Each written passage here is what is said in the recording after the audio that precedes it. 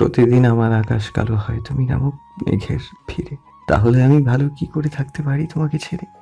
সুপ্রভা অনিলের বলা কথা বুঝতে না পেরে ফ্যালফ্যাল করে তাকিয়ে রইল কিছুক্ষণ। অনিলের ধৈর্য ধরতে পারল না। এতগুলো বছর সে বহু ধৈর্য ধরেছে, এবার ধৈর্যের বাঁধ যেন ভেঙে গেল।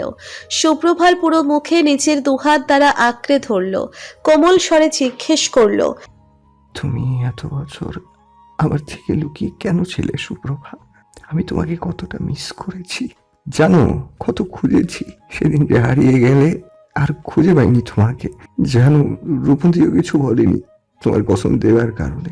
একটা সময় আমি তোমাকে খুঁজতে খুঁজতে হাঁপিয়ে যাই। তুমি কই চলে গিয়েছিলে আমাকে ছেড়ে? ভাঙা ভাঙা কণ্ঠে কথাগুলো বলল অনিল। কত মায়া ছড়ানো রয়েছে প্রতিটি কথাতে। সে মায়া আবেগ সুপ্রভার হৃদয়েও কড়া নাড়ছে না। সুপ্রভার এখন ভেঙে পড়লে চলবে না। এতগুলো বছর নিজেকে শক্ত রেখেছে, এখনো শক্ত থাকতেই হবে। আমার পুরো জীবনটা পড়ে রয়েছে, আমাকে তো নিজের পায়ে দাঁড়াতে হবে, যাতে আমার বাবাকে যোগ্য জবাব দিতে পারি আমার কর্মের মাধ্যমে। আপনার সাথে প্রেম ভালোবাসা করার মতন সময় ছিল না আমার তখন, অবশ্য এখনও নেই। এখন তো আমি আমার জীবন পুরোটাই অন্যরকম হয়ে গেছে, হয়তো আপনারও হয়েছে। এই যে বিয়ে করে নিয়েছেন দেখছি, বেবিও আছে। অনিল বিস্মিত হলো সুপ্রভার কথা শুনে। ও আমার বেবি না, আমার বন্ধুর বাচ্চা। আমাকেও বাবা বলেই ডাকে, এমনি আদর করে। তোমার বোঝার ভুল হয়েছে, আমি এখনো বিয়েই করিনি। বাচ্চা আসবে ওই থেকে। অনিলের কথা শুনে সুপ্রভার মনে আশার আলো উকি দেয়। কিঞ্চিত পরিমাণ হাসি ফুটে ওঠে। সুপ্রভা শুধালো, বিয়ে করেননি এত বছরেও?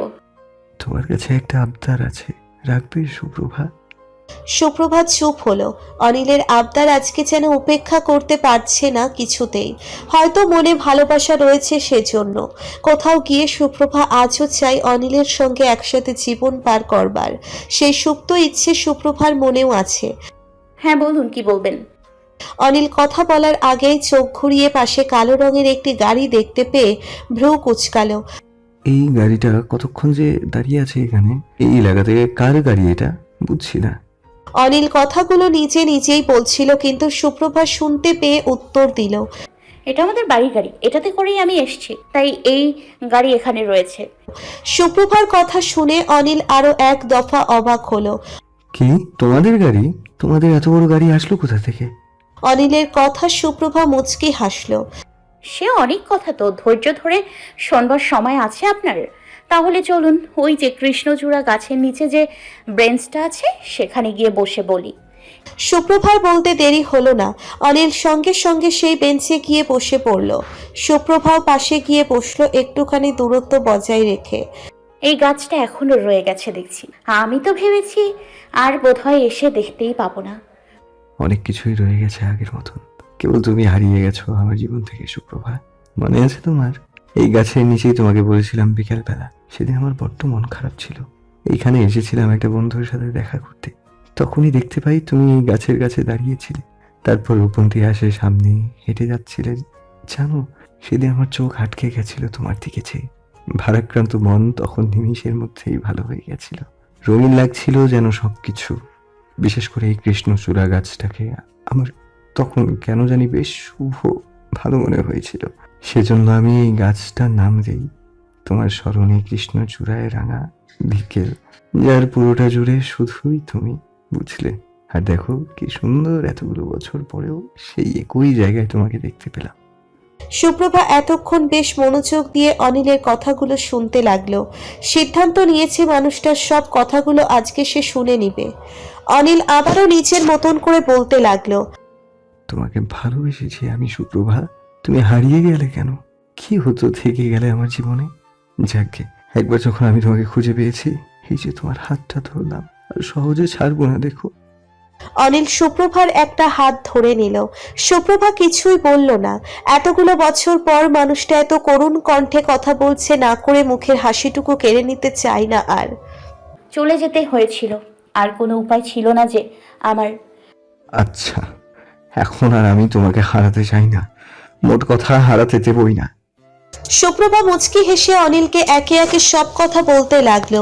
কিভাবে সে বাড়ি ফিরে গেল, নিজের অবস্থান বদলেছে, সব বলতে লাগলো একে একে অনিলকে। অনিল সবটা শুনে কিছুক্ষণ শুনে চুপ হয়ে থাকলো। সুপ্রভা জিজ্ঞেস করলো, আপনি চুপ হয়ে আছেন কেন?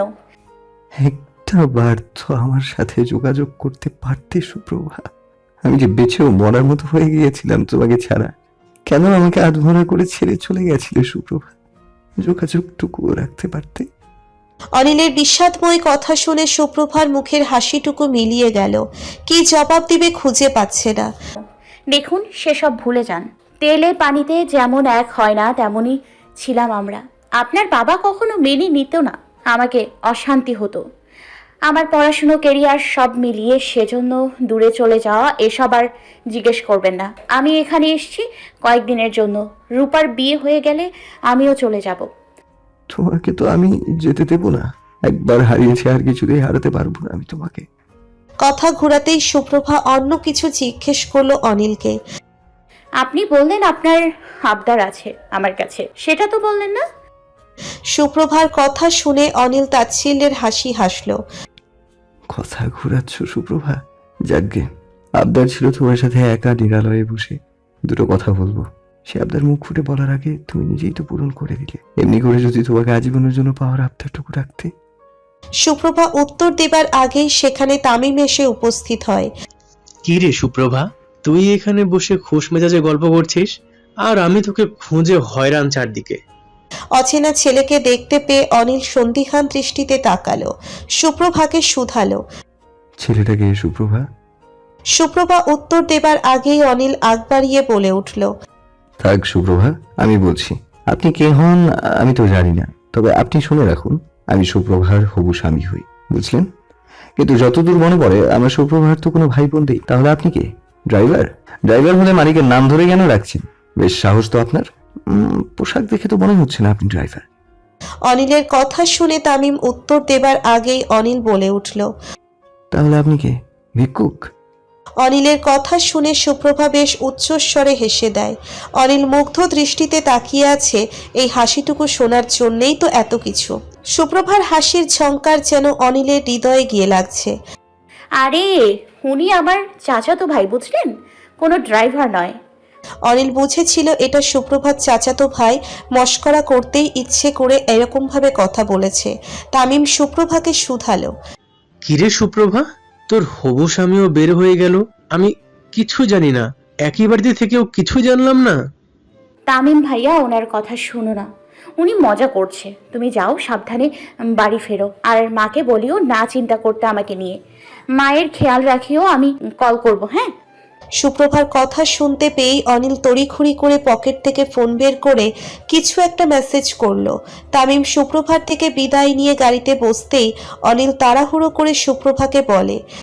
আজকে যেমন তোমার মুখে একটুখানি হাসি ফুটিয়েছি, চিন্তা করো না, এবার থেকে তোমার মুখে সারা জীবনের জন্য হাসি ফোটানোর দায়িত্ব আমার। একবার হারিয়েছি, এবার আর কিছুতেই হারাতে দেব না। একেবারে নিজের করে নিয়ে একসাথে হারাবো দুজন। এই যে আমি যাচ্ছি, কিন্তু ভেবো না একেবারের জন্য। আমাদের আবার দেখা হবে, কথা হবে, প্রেমও হবে। সুপ্রভা পাল্টা কিছু বলার সুযোগ পেল না। অমনি অনিল হাওয়ার মতন ভ্যানিশ হয়ে গেল। সুপ্রভা বুঝে উঠতে পারল না, এই তো মানুষটা এত কথা বলছিল, এখন কই গেল? তবে অনিলের বলা শেষের কথাগুলো সুপ্রভার কানে বাজছে এখনো। এতটা ভালো কেউ অন্যকে বাঁচতে পারে, সেটা সুপ্রভা অনিলকে না দেখলে বিশ্বাসই করতো না। হয়তো এত বছর পরও সেই ভালোবাসা এখনো রয়েছে। কেমন জানি আনন্দ বয়ে গেল মনের ভিতর, অদ্ভুত ধরনের খুশি লাগছে সুপ্রভার। কিছু দূর হেঁটেই রূপন্তীদের বাড়িতে পৌঁছে গেল। রূপন্তী সুপ্রভাকে দেখা মাত্রই দুই বাহুতে জড়িয়ে নিল। ওরে সুপ্রভা, অবশেষে তুই কতগুলো বছর পর আসলি আমার বাড়িতে। খুশিতে যে আমি কি করব ভেবে পাচ্ছি না। চল চল, আব্বুর লুঙ্গিটা এনে লুঙ্গি ডান্স দেই কতক্ষণ। সুপ্রভা হাসল। মেয়েটা ঠিক আগের মতনই চঞ্চল ছটফটে স্বভাবেরই আছে। বিন্দু পরিমাণও বদল ঘটেনি রূপন্তীর ভিতর। হ্যাঁ হ্যাঁ, খুশির চোটে আর বিয়েই করিস না তুই, কেমন? ধুর, বিয়ে না করলে হয়? আমি তো তোর মতন জজ ব্যারিস্টার হবার স্বপ্ন দেখি না। আমার স্বপ্ন তো একটাই, বিয়ে করব, সংসার করব, লাল্লাল্লা লাল্লা লাল্লাল্লা লাল্লা। থাম রূপা, বড্ড বেশি কথা বলিস তুই। গান গাওয়া শুরু করে দিয়েছে একেবারে।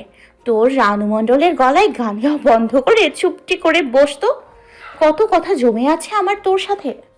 রূপন্তী আর সুপ্রভা দুই বান্ধবী মিলে মনের যত আছে সব একেবারে বলতে লাগলো। থামার আর নাম নেই। কতদিন পর দুজনে সকল ব্যস্ততা কাটিয়ে গল্প করতে বসেছে, সে কি আর সহসা থামে? দুপুরবেলা খেয়ে দিয়ে বিশ্রাম নিয়ে দুই বান্ধবী বেরিয়েছে একটুখানি হাঁটতে। ঠিক আগের মতন যেভাবে হাঁটতে বের হতো ঠিক সেই রকম করেই। সুপ্রভা রূপন্তীর সাথে দেখা করবার খুশিতেও আছেই, সাথে সেই চেনা পরিচিত পথঘাট রাস্তা সবকিছু দেখে সুপ্রভার খুশি দ্বিগুণ হয়ে গেছে যেন। রূপন্তীর বাড়ির কাছে যেই পার্ক ছিল সেই পার্কে গিয়ে দুজন বসলো। সুপ্রভা দাঁড়িয়ে দাঁড়িয়ে সামনের দিকটা দেখছিল। রূপন্তী পিছনে বসা ছিল। সুপ্রভা মাথা ঘোরাতেই দেখে রূপন্তী সেই জায়গায় নাই। সুপ্রভা রূপন্তীকে ডাক দেবার আগেই দেখে সামনের জায়গাতে কেমন মানুষ মিলে জটলা বেঁধেছে। সুপ্রভার মনে ভয় ধরে গেল, কারো কোনো ক্ষতি হলো না তো। আস্তে আস্তে ধীর পায়ে ভিড় ঠেলে এগিয়ে যেতেই চেনা মুখ রাস্তাতে পড়ে থাকতে দেখে একটা ধাক্কা খেল সুপ্রভা। ভাবতেও পারিনি এত বছর পর এসে এরকম অবস্থা দেখতে পাবে। নিপা, সেই স্কুল জীবনের বন্ধুকে এত বছর দেখতে পেল সুপ্রভা, তাও কিনা রাস্তাতে পড়ে আছে। এই মেয়েটাই তো স্কুলে থাকতে সুপ্রভাকে নানাভাবে হেনস্থা করতে চাইতো, অপমান করত। যদিও সুপ্রভা সেসব মনে রাখেনি, তার কাছে সবাই বন্ধু ছিল, আর সেই বন্ধুর বিপদে পাশে দাঁড়ানো এটাই বন্ধুত্বের বড় পরিচয়। সুপ্রভা তড়িঘড়ি করে নিপার কাছে গেল। মেয়েটা কিরকম করে রাস্তায় পড়ে আছে। ওর কি হয়েছে? এভাবে রাস্তাতে পড়ে আছে কেন? পাশ থেকে একটা ব্যক্তি বলল, আমি এখন এখান দিয়ে যাচ্ছিলাম, হুট করে দেখলাম এই মেয়েটা হাঁটতে হাঁটতে এখানে পড়ে গেছে। সম্ভবত এই এলাকার মেয়েই হবে বোধহয়। ভদ্রলোকের কথা শুনে সুপ্রভার রাগ চওড়া হলো মাথায়। কি আশ্চর্য, একটা মেয়ে এভাবে রাস্তায় পড়ে আছে আর আপনারা দাঁড়িয়ে দাঁড়িয়ে কেবল দেখছেন? কোনো কমন সেন্স নেই যে ওর জ্ঞান ফেরাতে হবে? সুপ্রভা বারবার নিপার গালে হাত দিয়ে ওকে ডাকতে লাগলো। সুপ্রভাকে দেখতে পেয়ে লোকজনের ভিড় একটু কমলো, তবে পুরোটা না। কিছু লোক দাঁড়িয়ে আছে, যেন মজা দেখতে হবে তাদের। রূপন্তী তৎক্ষণাৎ পানির বোতল কিনে এনে সুপ্রভার হাতে দিতেই সুপ্রভা সেই পানি নিপার চোখে মুখে ছিটিয়ে দিতেই পিটপিট করে চোখ খুলল নিপা। সুপ্রভা আর রূপন্তী নিপাকে ধরে সামনেই একটা বেঞ্চে বসালো। নিপাকে বাকি পানিটুকু খেতে দিল। নিপা পানি খেয়ে একটু জিরোলো। নিপা, তুই হুট করে এরকম রাস্তায় অজ্ঞান হয়ে গেলি কি করে? নিপা সুপ্রভার দিকে তাকাতেই অবাক দৃষ্টিতে তাকিয়ে থাকে কিছুক্ষণ, তারপর বলে, ছোটবেলায় স্কুলে থাকতে তোকে কত জ্বালিয়েছি সুপ্রভা, মনে আছে সেসব? অথচ আজকে তুই আমার কত বড় উপকার করলি। তুই না থাকলে হয়তো আজকে রাস্তাতেই পড়ে থাকতাম। সেসব তো ছোটবেলা, এখন আমরা কেউই ছোট নেই। সর্বোপরি স্কুল জীবনের বন্ধু তুই আমার, সেটাই আমার কাছে বড় পরিচয়। কিন্তু অজ্ঞান হলি কেন? খাওয়া দাওয়া ঠিক মতন করিস না? আর খাওয়া দাওয়া দুটো খেতে চিপাই, এই তো বেশি রে। তাচ্ছিল্যের স্বরে নিপা কথাগুলো বলল। সুপ্রভা অবাক হয়ে গেল, যেই মেয়ে কিনা এলাকার চেয়ারম্যানের মেয়ে, সে দুটো খেতে পেতেই কষ্ট। নিপা বলতে লাগলো, আমি জানি তোর মনে এখন কি প্রশ্ন তৈরি হয়েছে। আমার বাবা মারা যাওয়ার পর আমাকে মা বিয়ে দেয়। সেই বিয়েটাও টেকেনি জানিস। 3 মাস মাত্র সংসার করেছি, তারপর সে তালাক দিয়ে দেয় ঝগড়া করে। পরে আইন মতে ডিভোর্স হয়। তখন যে একেবারে সুখে ছিলাম তা কিন্তু না। যৌতুকের জন্য আমার গায়ে হাতও তুলতো এই 3 মাসেই কত। আর অকথ্য ভাষায় গালাগালি তো আছেই। তারপর ডিভোর্স হয়। আজকে 1 বছর বাপের বাড়ি এসে পড়ে আছি। মাও কেমন যেন হয়ে গেছে। বাবা মারা যাওয়ার পর আমি ডিভোর্সি। এখন আর আমাকে সহ্য হয় না, কেমন দুধছাই করে আমাকে। খাওয়ার খোটা দেয় মাঝে মধ্যে জানিস। একটু কাজে ভুল পেলে ডিভোর্সি বলে খোটা দেয় ভাই। মা দেখেও দেখে না, চুপচাপ থাকে। এমন ইচ্ছে হয় মরেই যাই। নিপার কথা শুনতে শুনতে কখন সে রূপন্তীর চোখ বেয়ে পানি গড়িয়ে পড়ল, রূপন্তী নিজেও বোঝেনি। আমার তো বিয়ে সামনে, সেজন্য সুপ্রভা এসেছে। তুই তো আমার স্কুলের বান্ধবী, আমরা একই কলেজেও পড়েছি, একই এলাকায় থাকি। আমি জানতাম তোর ডিভোর্স হয়েছে, কিন্তু এরকম দশা বুঝতে পারিনি। ওর তুই আমার বাড়িতে থাকবি কটা দিন, আমার বিয়ে অবধি সুপ্রভার সাথে। রূপন্তীর কথা শুনে সুপ্রভা মুচকি হাসল। মোমের মতো নরম মন রূপন্তীর, সেটা সুপ্রভা বেশ ভালো করেই জানে। কিন্তু আমি গেলে এক্সট্রা খরচ হবে না? ধুর পাগলি, এই তো 1 সপ্তাহ থাকিস, তোর মন ভালো হয়ে যাবে কয়টা দিন ঘুরে আসলে। আর মা তো আমাকে বলেছে বন্ধুদের দাওয়াত দিতে। তুই বারণ করিস না, কটা দিন এখানেই থাক, ভাল লাগবে। নিপা আর বারণ করলো না, রূপন্তীর কথায় সম্মতি প্রকাশ করলো। তার নিজেরও একটুখানি মানসিক শান্তি চায়। সবকিছু থেকে সে শান্তিটুকুর ব্যবস্থা রূপন্তী করে দিয়েছে। এজন্যেই হয়তো বলে বিপদেই প্রকৃত বন্ধু চেনা যায়। রূপন্তী আর নিপা মিলের সামনে ঝালমুড়ি কিনতে গেছে, সুপ্রভা যায়নি, সেই বেঞ্চে বসেছিল। হুট করে দেখে সামনে অনিল দাঁড়িয়ে। আরে আপনি দেখছি ঠিক এসে পড়েছেন আমার সামনে। ম্যাজিক জানেন নাকি আপনি? হুট করে আমার সামনে চলে আসলেন কি করে? আমি ম্যাজিক জানি, বুঝলে তো কিউটি ডার্লিং। এখন থেকে যে আমার কত ম্যাজিক দেখবে, কত কি দেখবে, একেবারে সকল প্রকার জাদু টোনা করে তোমাকে আমার দিকে চুম্বকের মতো আকর্ষিত করে টেনে নিয়ে যাব। সুপ্রভা চমকালো অনিলের এরকম কথা শুনে। সাধারণত অনিল তো এরকম ভাবে কথা বলার ছেলে না। হলোটা কি? এত বছর পর মানুষটাকে খুশিতে পাগল হয়ে গেল। কি হলো আপনার? এভাবে কেন কথা বলছেন? কি হলো? কিসের কিউট ডার্লিং? কিচ্ছু হয়নি কিউটি ডার্লিং, হবে। তোমার সেই ক্ষমতা তো তোমার মধ্যে আছে। হবে হয় ছেলে না মেয়ে, আর সেটা তো হবে বিয়ের পর, কি বলো? সুপ্রভা আর এক দফা অবাক হয়ে গেল। ভেবেছিল মানুষটা বুঝি একই আছে, না, এখন দেখছে ঠোঁটকাটা হয়ে গেছে। বেশরম কথাবার্তা শুনে সুপ্রভা বেশ লজ্জা পেল। বুঝলে কিউটি ডার্লিং, চুপচাপ ভদ্র থেকে কি হবে? তুমি যদি পাত্তাই না দাও, সেই জন্য একটু ঠোঁটকাটা হতে হলো। চুপ করুন তো আপনি, একদম বেশরম হয়ে গেছেন। আমাকে আর আগের মতো অনিল ভেবো না কিউটি, আমি বদলে গেছি। যাকগে, একা একা না দাঁড়িয়ে চলো সামনের ওইখান থেকে বাদাম কিনে খাই। সুপ্রভার সামনে তাকিয়ে দেখলো একটা বাদামওয়ালা বসে আছে নদীর পাড় ঘেঁষে। ঠিক আছে চলুন তাহলে। সুপ্রভা হাঁটা ধরল, পাশাপাশি অনিল হাঁটছে, তবে বেশ খানিকটা দূরত্ব বজায় রেখে। অনিল মিটিমিটি হাসছে আর হাঁটছে। এই দূরত্বটা যদি একেবারের জন্য খুঁজে যেত, তাহলে হয়তো অনিল সুপ্রভার আরো একটু কাছে গিয়ে হাতে হাত রেখে হাঁটতে পারত, চোখের দিকে তাকিয়ে সময় পার করে দিত। তবে তা হবে খুব শীঘ্রই হবে। অনিলের অর্ধেক ব্যবস্থা করা শেষ। বাদাম কিনে নিয়ে অনিল কিছু বাদাম দিল সুপ্রভার হাতে, কিছু বাদাম নিচেও খেতে লাগলো। বসার জায়গা নেই, দুজনে দাঁড়িয়ে আছে নদীর কিনারায়। সামনে থাকা স্বচ্ছ নদীর পানি আর স্নিগ্ধ নীল আকাশ, মাঝে মধ্যে শীতল বাতাসও গায়ে এসে দোলা দিয়ে যাচ্ছে। বেশ ভালোই লাগছে অনিলের, মনে হচ্ছে সময়টা এখানেই থেমে যাক। সুপ্রভা আর অনিল দুজনেই চুপচাপ, কেউ কোনো কথা বলছে না। অবশেষে নীরবতা ভেঙে অনিল বলল, আমার আর তোমার সংসার মানে আমাদের সংসারটা কিরকম হবে সুপ্রভা? এতক্ষণ নীরব থাকলেও এবার সুপ্রভা অনিলের দিকে তাকালো। একগাল হাসি রেখে মুখে অনিল প্রশ্ন করেছে সুপ্রভাকে। জানি না ভাগ্য কার সাথে আছে, যদি আপনিই থাকেন ভাগ্যে থাকবেন তাহলে। আল্লাহ আমার ধৈর্যের পরীক্ষা নিয়েছেন। এত বছর অপেক্ষা করেছি, এবার অপেক্ষা শেষ হবার পালা। তুমি চিন্তা করো না সুপ্রভা, জীবনে 80% এগিয়ে গেছো। বাকিটুকুতে আমি তোমাকে সাহায্য করব, তোমার পড়াশোনায়ও সাহায্য করব, সর্বদা তোমার পাশে থাকবো। দেখো। সুপ্রভা কিছু বলল না। আজ থেকে 7 বছর আগে দেওয়া তার বাবাকে কথার জন্য আটকে আছে। এর জন্য অনিলকে সায় দিতে পারছে না। নইলে যে হৃদয়ে অনিলের জন্য অনুভূতিগুলো জমতে জমতে পাহাড় সম হয়েছে, সেটা এক্ষুনি অনিলকে বলে অশান্ত মন শান্ত করে নিত। কিন্তু ওই যে ইচ্ছে থাকলেও উপায় যে সর্বদা থাকে না আমাদের হাতে। ওদের কথার মাঝখানেই রূপন্তী এসে উপস্থিত হয়। কি অনিল ভাইয়া, এখন আর আমাকে চেনেন না তাই তো? তুমি কে? তোমাকে আমি ভুলে গেছি। তুমিও পাষাণ তোমার বান্ধবীর মতো। আমাকে ঠিকানা দিয়েছিলে, দাওনি? আমার মনে আছে। আমিও চিনি না তোমাকে। আমি চিনি আমার বন্ধুর হবু স্ত্রীকে। অনিলের কথায় রূপন্তী বেশ উচ্চস্বরে হেসে দিল।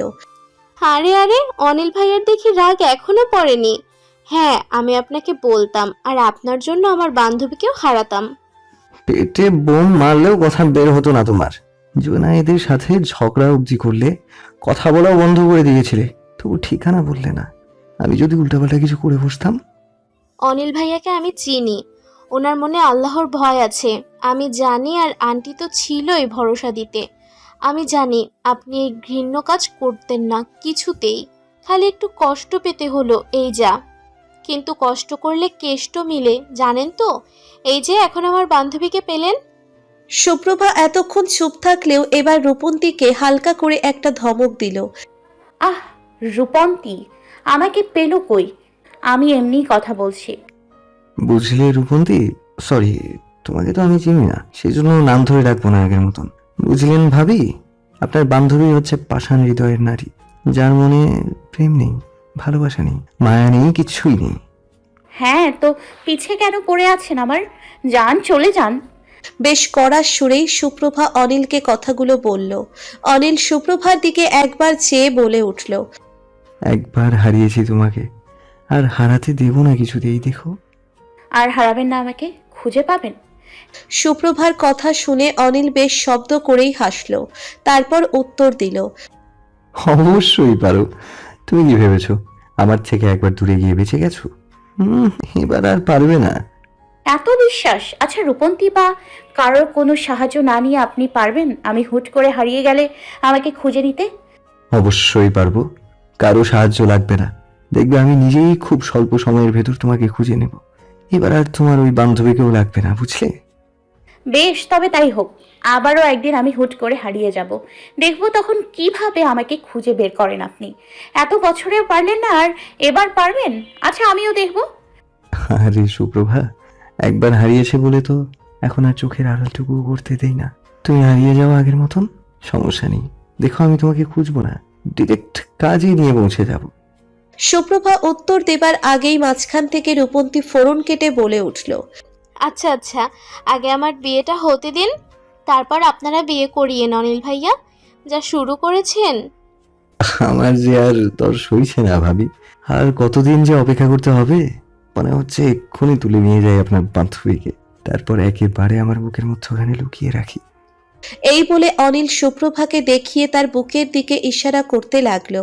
সুপ্রভা চোখ বড় বড় করে তাকিয়ে আছে, আগের অনিলকে যেন সে খুঁজেই পাচ্ছে না। এত বদল ঘটেছে অনিলের মধ্যে, সবার সামনে এরকম কথা সুপ্রভাকে লজ্জায় ফেলছে, অথচ মানুষটা দিব্যি দাঁড়িয়ে দাঁড়িয়ে সব বলে যাচ্ছে, একটুও লজ্জা করছে না। সুপ্রভা আর চোখে অনিলের দিকে তাকাতেই দেখতে পেল অনিল তার দিকে চেয়ে আছে। যেই না সুপ্রভা অনিলের দিকে তাকালো, অমনি অনিল চোখ মারল। সুপ্রভা আর এক দফা অবাক হলো। মানুষটা সামনে থাকলে অদ্ভুত অনুভূতি হয়, চোখের দিকে তাকাতেও লজ্জা লাগে, অথচ দূরে গেলেই সেই চোখ তাকেই খুঁজে বেড়ায়। পারে না দূরে গেলে কেবল দেখার ইচ্ছে জাগে। এই প্রেম প্রেম রোগকে তো সে দূরে সরিয়ে রেখেছিল, এ তো দেখছে হৃদয় থেকে সমস্ত অনুভূতি একেবারে বেরিয়ে আসবে। ড্রয়িং রুমে বসে বসে কাঁদছে শিকদার সাহেব। বয়স হয়েছে, বার্ধক্যজনিত রোগে ভুগছে এখন। আগের মতন তর্জন গর্জন করা শিকদার সাহেব যেন দিন দিন বয়সের ভারে লুটিয়ে পড়ছেন। চাকরি থেকে রিটায়ার নিয়েছে আরো বছর খানেক আগে। এখন ছেলের টুকটাক দেওয়া টাকা সংসারের খরচে লাগান, বাকিটুকু এত বছরে যে চাকরি করেছিলেন সেই টাকাতেই চলছে। গলায় কফ জমে গেছে, কাশি উঠছে ভীষণ করে। কখন থেকে সুনেরা বেগমকে ডেকে যাচ্ছেন চায়ের জন্য, খবর নেই। শেষমেশ সুনেরা বেগম আসলেন। এতক্ষণ লাগলো তোমার চাটুকু করে আনতে সুনেরা? স্বামীর কথা শুনে সুনেরা বেগম বিরক্তিতে নাকমুখ কুচকালো। শোনো, এখন বয়স হয়েছে, চাইলেই আর হুট করে আগের মতন দ্রুত গতিতে কাজ করতে পারে না। একটু সময় তো যাবেই, সেটুকু সহ্য করতে পারবে না? শিকদার সাহেব চায়ের কাপে চুমুক দিতে দিতে বলল, হ্যাঁ, তা অবশ্য ঠিকই বলেছ। অন্যরা এই সময় ছেলের বউ নাতি নাতনি এদের নিয়ে সুখে থাকে, আর আমার দেখো এখনো দুই বুড়ো বুড়ি, নাতি নাতনির মুখ তো দেখবো দূর থাক, ছেলেকেই বিয়ে করাতেই পারলাম না। ছেলে কেন বিয়ে করেনি তুমি জানো না? আমার হাসি খুশি ছেলেটার জীবন নরক বানিয়ে দিয়েছো, তার জন্য তো তুমিই দায়ী। এখন কিছু বুঝতে পারছো না। বেশ রাগী কণ্ঠে শিকদার সাহেবকে কথাগুলো বললেন সুনেরা বেগম। ছেলের এই পরিবর্তন তিনি মা হিসেবে কিছুতেই মেনে নিতে পারছেন না, যার জন্য এভাবে বলেছেন। দেখো সুনেরা, আমি বুঝতে পারিনি অনিল ঠিক এভাবে বদলে যাবে। আজকে 7টা বছর আমার ছেলে আমার সাথে দরকার ছাড়া ভালো করে কথা বলে না। এই কষ্ট যে একজন বাবা হিসেবে আমারও কম না। অনিল আমার থেকে এতটা দূরে সরে যাবে এটা আমি আগে বুঝিনি। তুমিই তো দায়ী। তুমি উঁচু নিচু, ধনী গরিবের চক্করে আমার ছেলেটাকে এরকম বানিয়ে দিয়েছো। কি দরকার ছিল তোমার সুপ্রভাকে অস্বীকার করার? আজকে যদি ওকে মেনে নিতে, এতদিনে আমাদের ছেলে বিয়ে করে পরিপূর্ণ সংসারী হয়ে যেত। শিকদার সাহেব স্ত্রীর কথাতে আর কিছু বললেন না। চা খেতে খেতে খবরের কাগজে চোখ বোলালেন। আগের মতন সেই কঠিন ভাব না থাকলেও তিনি এখনো সুপ্রভাকে দোষী মনে করেন। তার ভাষায় বলতে গেলে সুপ্রভা মেয়েটা অনিলকে নিজের থেকে দূরে সরিয়ে দিয়েছে। আগের থেকে দ্বিগুণ রাগ জমে আছে শিকদার সাহেবের মনে সুপ্রভার জন্য। কিছু না বলে নিজের রুমে চলে যান তিনি। সেই মুহূর্তে অনিল আসে ঘরে। সুনেরা বেগমও সোফাতে বসে আছেন, চাপটে ধরে মাকে। এতগুলো বছর পর এই প্রথম ছেলেকে এতটা খুশি হতে দেখলেন সুনেরা বেগম। কি রে বাবা, এত খুশি হবার কারণ কি তোর? অনিল হাসি মুখে মাকে বসে বসে সমস্ত কথা বলতে লাগলেন। সবশেষে সুনেরা বেগমও মুখের হাসি ফুটে উঠল। মা, এখন কিন্তু আমার আবদার একটাই, অতি শীঘ্রই সুপ্রভাকে বিয়ে করে এই বাড়ির বউ করে আনা। ওই মেয়ের ভূত দেখে এখনো তোমার মাথা থেকে নামেনি অনিল? ড্রয়িং রুমে আস্তে আস্তে গম্ভীর সুরে কথাগুলো বললেন শিকদার সাহেব। না, নামেনি, আর নামবেও না। শুনেছো তুমি বাবা? তোমার জন্য, তোমার এই উঁচু নিচু এসবের জন্য আমি এতদিন সুপ্রভার থেকে দূরে রয়েছি। আচ্ছা বাবা, এরকম কেন করছো? এই বয়সটা তো তুমিও পার করে এসেছো, তাহলে আমার সঙ্গেই কেন এরকম করছো? একটা কথা শুনে রাখো তুমি বাবা, যত যাই করো না কেন, যদি বিয়ে করতেই হয় তো আমি সুপ্রভাকেই করব। বাবার প্রতি উত্তরের অপেক্ষা না করে অনিল চলে যায় নিজের রুমে। সুনেরা বেগম আবারও রেগে যায় স্বামীর উপর। ছেলেটাকে খুশি থাকতে দিলে না তো? শুনো, আমার ছেলে একটাই। একবার ছেলের মুখে হাসি ফিরেছে, তোমার দাম্ভিকতার জন্য আমি সেটা হারাতে দিব না। ভালোই ভালোই বিয়েতে মত দিবে, নয়তো দরকার হলে আমি পালিয়ে গিয়ে নিজের ছেলের সাথে সুপ্রভার বিয়ে দিব, নিজে দাঁড়িয়ে থেকে। সুনেরা বেগমও চলে গেলেন। শিকদার সাহেব মাটির দিকে তাকিয়ে দীর্ঘশ্বাস ফেললেন। সব যেন হাতের বাহিরে বেরিয়ে যাচ্ছে। এই বয়সে আর কত লড়বেন ছেলের সাথে? হাঁপিয়ে যাচ্ছেন। সিদ্ধান্ত এবার সত্যিই নিতেই হবে। ছেলের সাথে এই দূরত্ব তাকে ঘোচানোর চেষ্টা করতে হবে। বিরক্তি নিয়ে দাঁড়িয়ে আছে নিপা, রূপন্তী আর সুপ্রভা, তিন বান্ধবী। কাল রূপন্তীর গায়ে হলুদ। সুপ্রভা একটা উপহার কিনেছিল নিজে হাতে, রূপন্তীর জন্য একটা জামা বানিয়েছিল। আসার সময় সেটা আনতেই ভুলে যায়। এখন তামিমকে জরুরি তলব করে সেই উপহার সাথে নিয়ে আসার জন্য বলেছেন। তামিমের এখানে আসার খবরই নেই। সুপ্রভা, তুই একটু দাঁড়া, আমার কল এসেছে, একটু কথা বলেই আসছি। হ্যাঁ বুঝেছি, কিসের কল? যা যা যা, এখন তো প্রেম আলাপ শুরু করবি। রূপন্তী দূরে চলে যায়। সুপ্রভার দাঁড়িয়ে থাকতে থাকতে গলা শুকিয়ে আসে। নিপাকে বলে সেও দোকানে যায় আইসক্রিম কেনার জন্য। রূপন্তী আর সুপ্রভা নেই, একা একা দাঁড়িয়ে আছে নিপা। তখনই তার সামনে সেই কালো রঙের গাড়ি এসে থামে। নিপা খেয়াল করে দেখে একটা ছেলে নেমে এসেছে, সাথে একটা প্যাকেট নিয়ে। নিপার বুঝতে দেরি হলো না, এই তামিম, যার জন্য এতক্ষণ তারা অপেক্ষা করছিল। নিপা কাছে গিয়ে দাঁড়ালো। আমি নিপা, আপনি নিশ্চয়ই তামিম। আমি সুপ্রভার বান্ধবী, ওরা একটু দোকানে গেছে। নিপার কথা শুনে তামিম কিছুক্ষণ নিপার দিকে তাকায়, তারপর বলে, সমস্যা নেই, আপনি রাখুন। তামিম গিফটের প্যাকেটটা নিপার হাতে দেয়। নিপাও সেটা নিয়ে নেয়। তারপর তামিম আর নিপার কিছুক্ষণ চোখাচোখিও হয়। যদিও বা তামিমের চোখে চোখ পড়তেই নিপা তৎক্ষণাৎ দৃষ্টি সরিয়ে নিয়েছে।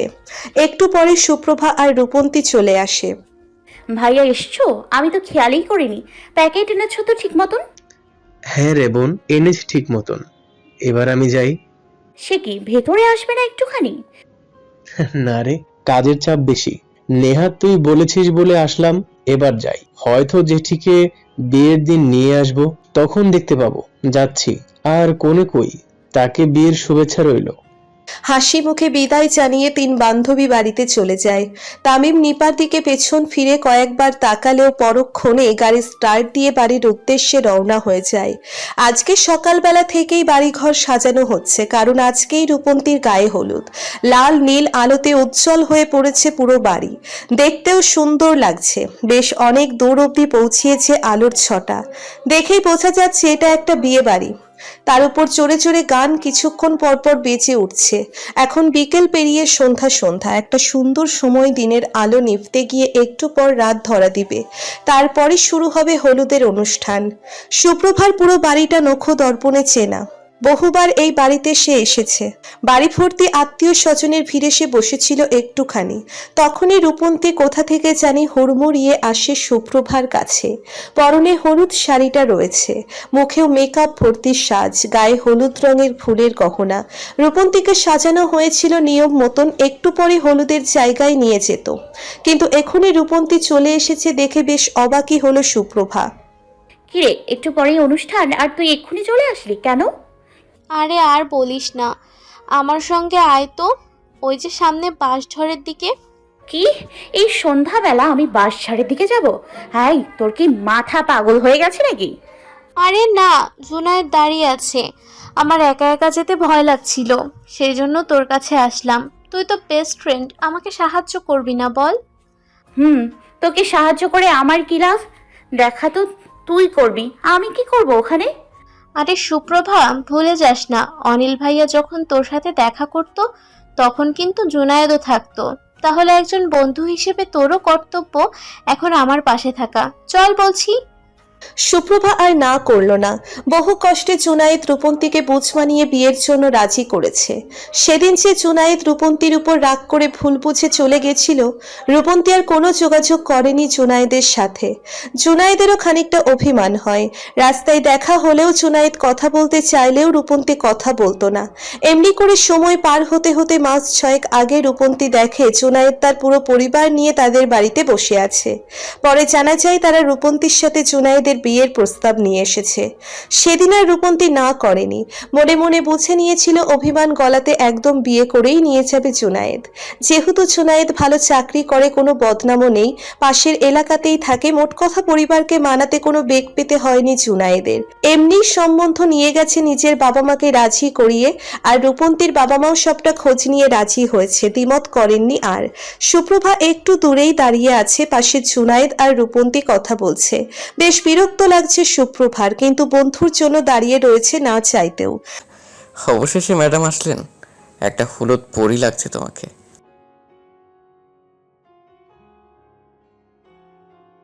আরে আমি তোমার স্বামী, আমার জন্য আসবে না তো কার জন্য আসবে শুনি? আর মোবাইলে দেখে কি 8 মিনিটে? তোমার বাড়ি তো আমার বাড়ি থেকে 40 মিনিটের রাস্তা, বেশি দূরও নয়। তাহলে আমি কেন দেখবো না তোমাকে? কি সুন্দর যে লাগছে তোমায়, এই মুখটুকুই তো দেখার জন্য আসা আমার। জুনায়েদের কথায় রূপন্তী বেশ লজ্জা পেল, কি বলবে বুঝতে না পেরে দাঁড়িয়ে রয়েছে চুপচাপ। ওদিকে সুপ্রভা দাঁড়িয়ে ছিল, আচমকায় কাঁধে হাত পড়তে চমকে ওঠে। ভয়ে চিৎকার করবে তখনই দেখে তার মুখে হাত দেওয়া। চোখ ঘুরিয়ে তাকিয়েই দেখতে পায় অনিল দাঁড়িয়ে আছে। অনিলকে দেখে বেশ অবাক হয় সুপ্রভা।